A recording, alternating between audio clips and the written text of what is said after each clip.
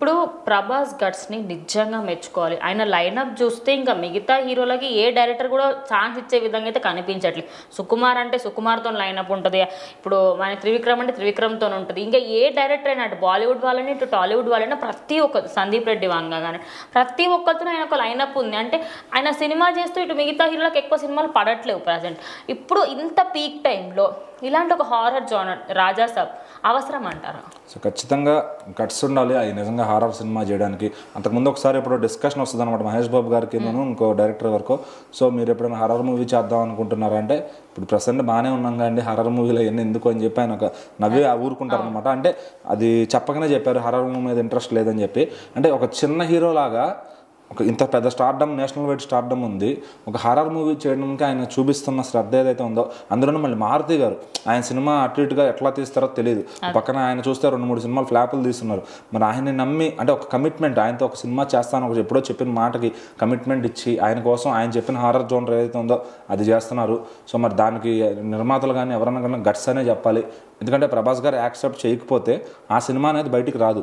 రీసెంట్గా మనం హిందీలో స్త్రీ 2 అయ్యో హారర్ మూవీస్ చూస్తే సూపర్ హిట్ అయ్యి ఇండస్ట్రీ హిట్లు అవుతున్న తరుణం వచ్చింది. మరి ఇప్పుడు హారర్ మూవీస్కి ఒక మంచి స్కోప్ ఉందన్నమాట. మరి ఈరోజు ఇట్లా ప్రభాస్ గారు చేస్తే ఇండియన్ లెవెల్లో వరల్డ్ లెవెల్లో కూడా వెళ్ళొచ్చేమో. అంటే తెలుగులో వర్కౌట్ అవ్వకపోవచ్చు, బికాస్ ఈ మధ్య కాలం మనకు హారర్ మూవీస్ చాలానే ఎక్కువ అయ్యాయి. బట్ హిందీలో వర్కౌట్ అవుతుంది సినిమా. ఈయన చేశాడు కాబట్టి ప్రేక్షక ఆదరణ అనేది ఎక్కువ మంది చూస్తారు.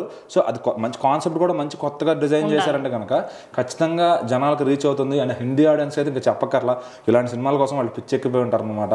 సో మరి అసలు ప్రభాస్ గారు గట్స్కి నిజంగా మళ్ళీ దీని తర్వాత చూస్తే స్పిరిట్ని లైన్లో పెట్టారు. అదొక action film, police cop story. So ఆయన ఇప్పుడు దాకా పోలీస్ ఏకనిరంజన్లో వేశారు కానీ ఫుల్ లెంత్ పోలీస్ ఆఫీసర్ చేయలేదు. So first time Sandeep Reddy Vanga garu ఆయనలో ఒక పోలీస్ క్యారెక్టర్ని చూస్తున్నారు.